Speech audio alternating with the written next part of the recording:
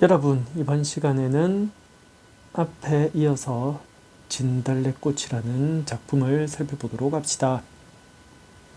진달래꽃이 김소월의 작품으로서 한의 정서를 잘 나타내는 우리 민족 문학의 특징인 한의 정서를 잘 계승하고 있는 작품이라고 이야기를 했습니다. 그래서 대표적인 작품인 이 진달래꽃을 다시 한번 짚고 넘어가 보자 합니다. 시를 봅시다. 먼저 읽어보고 내용을 이야기해 봅시다. 나보기가 역겨워 가실 때는 말없이 고이 보내드리오리다. 영변의 약산 진달래꽃 아름따다 가실 길에 뿌리오리다. 가시는 걸음걸음 놓인 그 꽃을 사뿐히 지르밟고 가시옵소서. 교과서에는 보통 사뿐히 지려밟고 가시옵소서 이렇게 나오죠. 나보기가 역겨워 가실 때에는 죽어도 아니 눈물 흘리오리다. 이렇게 마무리가 됩니다. 자, 그러면 이제는 작품을 분석해 봅시다. 나보기가 역겨워 가실 때에는, 자, 이 부분은 먼저 형태적으로 봤을 때 7글자, 5글자의 7~5조입니다. 그리고 나보기가 역겨워 가실 때에는 이렇게 해서 세 뭉치의 말로 나눌 수가 있습니다. 그래서 사문보다 7~5조 사문보라는 것은 우리의 전통적인 리듬, 율격이라고 할 수 있습니다. 그런 전통적인 리듬감을 살리고 있는 형태로 7~5조 사문보가 나타난다고 할 수 있습니다. 내용을 보면 나보기가 역겨워 가실 때는 이라고 했는데, 이때 가신다가 아닙니다.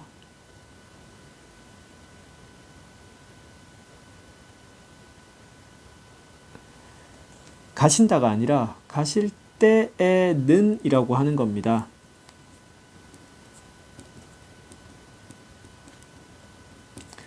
자, 만약이라는 겁니다.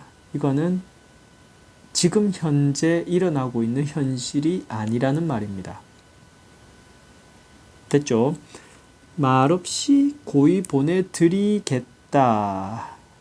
말 안 하고 그냥 가면은 보내겠다 라는 점에서 무언가 애원하거나 붙잡거나 하지 않고 그냥 보내주겠다라는 체념적인 태도가 나타나게 됩니다.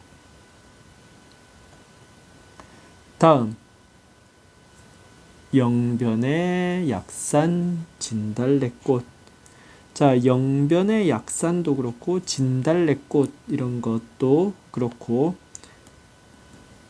특정한 지명을 제시하고 그 다음에 진달래꽃이라는 특정한 꽃 이름을 언급하는데, 이걸 통해서 향토적인 분위기를 제시하고 있습니다.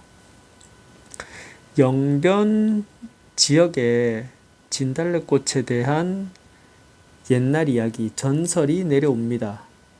선녀가 하늘의 정원을 담당하고 있었는데 하늘에서 못 본 꽃을 발견해서 이 꽃을 하늘에 심으려고 내려왔는데 다시 하늘로 올라가지 못하고 나무꾼을 만나서 같이 살게 되었다라는 이야기입니다. 그러다가 딸을 낳았는데 그 딸의 이름을 어떻게 할지 고민하는데 하늘에서 이름을 달래라고, 진달래라고 지으라고 이야기가 들려옵니다. 그래서 딸의 이름을 진달래로 지었고, 그래서 딸이 어느 정도 커가던 무렵 어느 날 갑자기 엄마인 선녀가 진달래 꽃을 가지고 하늘로 돌아가 버립니다. 처음에 하늘에서 땅으로 내려왔던 게 하늘에 없는 꽃을 캐서 가기 위해서였는데 그 꽃이 진달래꽃이었습니다. 딸의 이름을 진달래로 지으면서 이 꽃의 이름도 진달래로 같이 불렀다는 이야기입니다. 그래서 진달래꽃을 가지고 하늘로 돌아가 버렸는데 남겨진 나무꾼과 딸은 슬프지만 힘내서 꿋꿋이 살 수밖에 없죠. 그러다가 그 동네에 사또가 왔는데 그 나무꾼의 딸을 보고 그 미모에 반해서 부인으로 삼고자 했습니다. 그런데 이미 부인이 있는 상태에서 첩으로 들이겠다는 것이었죠. 그래서 그걸 거절하자 화가 나서 그 딸인 진달래를 죽입니다. 진달래가 죽자 하늘에서 진달래를 부르는 엄마의 목소리가 들려오고 진달래는 다시 살아나서 그대로 하늘로 떠올라서 올라가 버리게 됩니다. 그리고 땅에는 결국 나무꾼만이 남겨지게 되었다는 그런 전설이 있습니다. 자, 이런 전설이 존재하는 특정한 지명과 특정한 꽃의 이름 이런 것들을 제시하면서 향토적인 분위기가 나타나게 된다고 하겠습니다. 계속 보겠습니다. 내용을 보면 꽃을 따서 가는 길에 뿌리겠다라는 것은 보통 종교적인 곳에서 꽃을 뿌리면서 덕을 비는 산화공덕이라는 것입니다. 산화공덕을 하는 것은 사실 상대를 축복한다라는 말인데 이것은 역설적 표현에 해당한다고 하겠습니다. 왜냐? 지금 상황, 가정하고 있는 게 헤어지는 것이죠. 헤어지는 상황에서 상대를 축복한다는 것은 역설적인 상황이라고 할 수 있겠습니다. 그래서 꽃을 따서 헤어지는 길에 뿌리고 축복하겠다라는 것은 역설적인 표현이 된다고 하겠습니다. 가시는 걸음걸음 놓인 그 꽃을 사뿐히 지려밟고 가시옵소서, 지르밟고 가시옵소서. 여기에서 지려밟다 또는 지르밟다라는 구절은 힘주어서 꾹 눌러 바른다는 뜻입니다. 그런데 앞에 보면 사뿐이라고 써 있죠. 사뿐히 힘줘서 꾹 눌러 밟고 가라 라는 것은 역시 좀 말이 안 되죠. 역설적 표현입니다. 가려면 자기를 그렇게 지려밟고 가라는 의미겠죠. 자신을 눌러 밟고 가라. 자신을 눌러 밟고 가야지 나는 이별할 수 있다라는 그런 표현이라고 할 수 있습니다. 여기에서 이 꽃이 의미하는 것은 바로 시적 화자 자신의 님을 향한 사랑입니다. 마지막 구절, 나보기가 역겨워 가실 때에는 죽어도 아니 눈물 흘리오리다. 이번에는 죽어도 눈물을 흘리지 않겠다라고 했습니다. 이는 반어적 표현이라고 볼 수 있겠습니다. 진짜 눈물이 막 안 나서 안 흘리는 게 아니라 겁나게 펑펑 울지만 마음속으로만 울겠다. 겉으로는 티내지 않겠다. 속으로 몹시 울겠다. 그러니까 겉으로 울지 않겠다라는 것이 진짜 슬프지 않거나 눈물이 나지 않는다라는 말 그대로의 의미가 아니라 속으로는 엄청나게 많이 울지만 겉으로는 티내지 않겠다라는 그런 반어적 표현이라고 할 수 있겠습니다. 겉으로 드러내지 않겠다 라는 것은 이 불비 슬프지만 슬프지 않다 또는 슬프지만 슬퍼하지 않는다 겉으로 드러내지 않는다. 이런 의미라고 하겠습니다. 그리고 여기에 보면 죽어도 안 눈물 흘리겠다 라는 것은 원래 눈물을 흘리지 않겠다 또는 눈물을 안 흘리겠다 라는 것이 정상적인 문장의 형태인데, 그에 반해서 이것은 도치법이죠. 도치법은 자, 의미 강조 앞에 모란이 피기까지는을 할 때도 설명을 했습니다. 도치법으로 의미를 강조하는 것이다.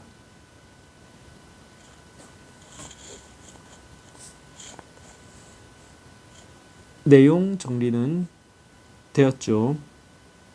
그러면은 이제 정리해 봅시다.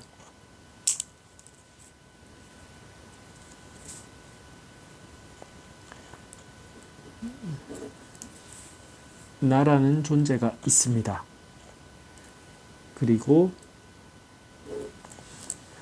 임이라는 존재가 있습니다. 나라는 존재가 임이라는 존재에게 이야기를 하는 것입니다. 어떤 이야기를 하고 있냐요? 봅시다.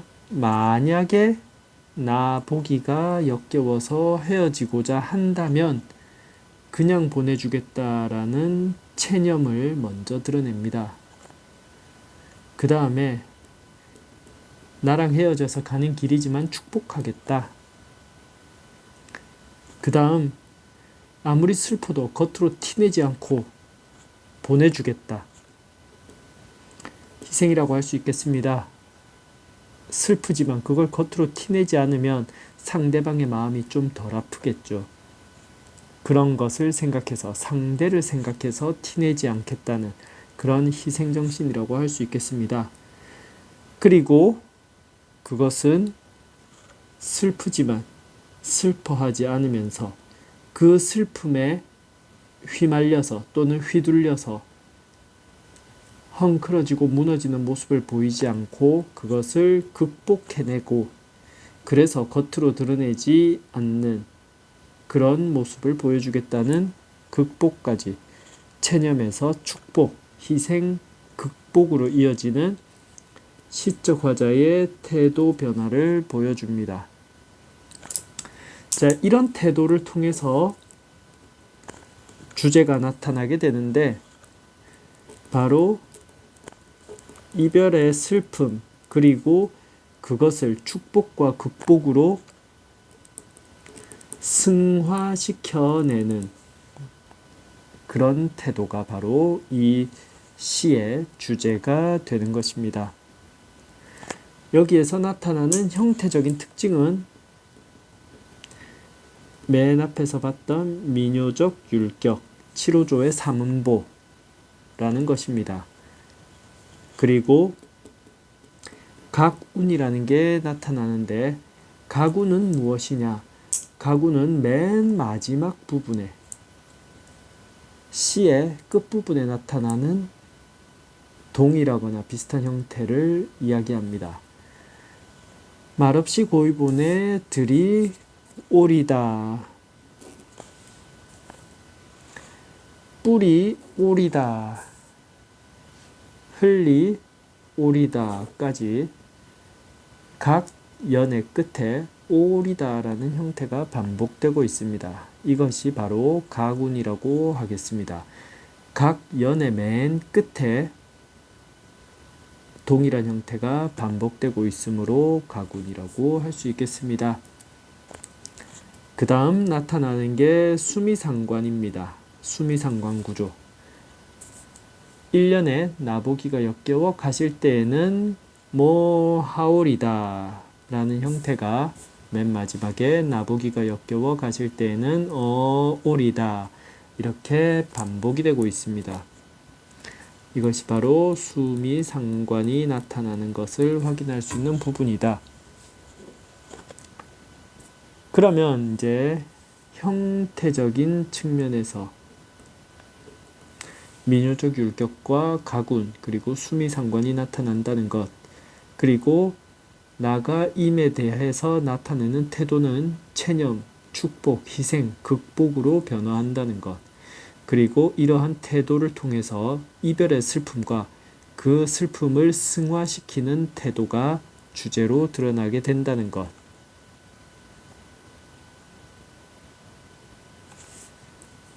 슬픔보다는 이별의 정서, 이별의 정한이라고 해야겠네요.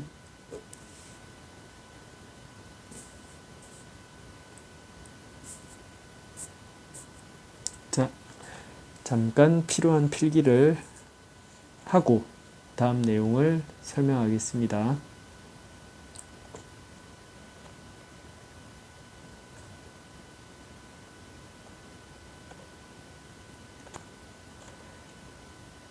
지금 형태와 태도를 중심으로 시의 전체적인 내용을 이렇게 이미지로 나타내 봤는데 여기에 나타내지 않은 시어가 하나 있습니다. 바로 진달래꽃이다.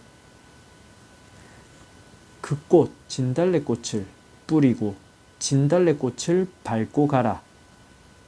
이렇게 이야기할 정도로 나는 진달래꽃과 밀접한 관계를 보입니다. 여기 진달래꽃이 가지는 의미가 무엇인고 하니 첫 번째, 나를 진달래꽃으로 표현을 한 거라고 할 수 있습니다. 나의 마음이 진달래꽃으로 표현이 됐습니다. 따라서 시적 화자인 나의 분신이다. 나의 분신과 같은 존재로서의 의미를 가장 먼저 찾을 수 있다. 그 다음 그 꽃을 사랑이라고 했죠. 내 사랑을 밟고 가라 라고 표현을 했습니다. 따라서 이것은 임에 대한 시적 화자의 사랑 그리고 임을 축복하고자 하는 정성이 됩니다. 그리고 이러한 시어로서의 의미 말고 진달래꽃이 가지는 물리적인 특성을 보면 바로 붉은 이미지가 떠오르게 되는데 이것은 버림받은 여인의 아픔을 상징하는 것이라고 보겠습니다.